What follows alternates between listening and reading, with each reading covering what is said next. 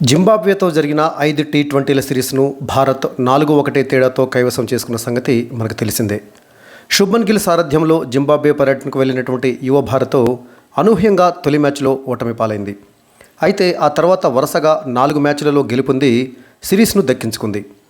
ఈ సిరీస్ విజయంతో భారత కెప్టెన్ శుభ్మన్ గిల్ ఓ అద్భుతమైనటువంటి రికార్డును తన ఖాతాలో వేసుకున్నాడు. ఓ ద్వైపాక్షిక టీ20 సిరీస్లో విదేశీ గడ్డపై 4 విజయాలు సాధించిన తొలి భారత కెప్టెన్గా శుభ్మన్ గిల్ రికార్డు సృష్టించాడు.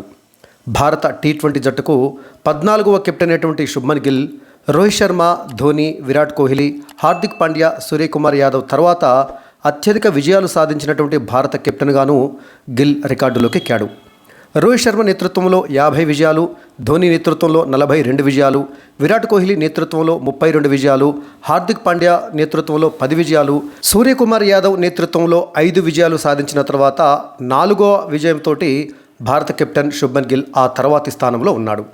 ఇక ఈ సిరీస్ తర్వాత శుభ్మన్ గిల్ మాట్లాడుతూ ఇదొక అద్భుతమైనటువంటి సిరీసు. మొదటి మ్యాచ్లో ఓటమి తర్వాత మా జట్టు సభ్యులు దెబ్బతిన్న పులిలా పంజా విసిరారు.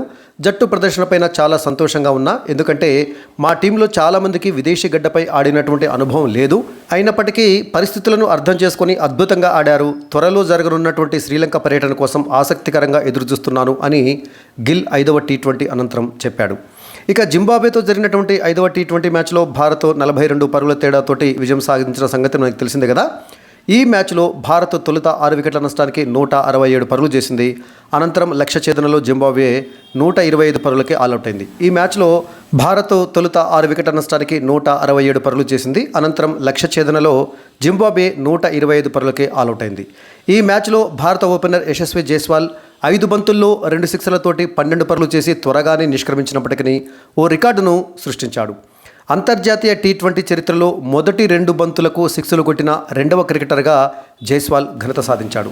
జింబాబ్వే కెప్టెన్ సికిందర్ రజా వేసిన ఇన్నింగ్స్ తొలి ఓవర్లో ఫస్ట్ 2 బాల్స్ను జైస్వాల్ సిక్సర్లుగా మలిచిన సంగతి తెలిసిందే. అందులో మొదటి బాల్ నో బాల్ అయింది, దాన్ని సిక్సర్గా కొట్టాడు జైస్వాల్.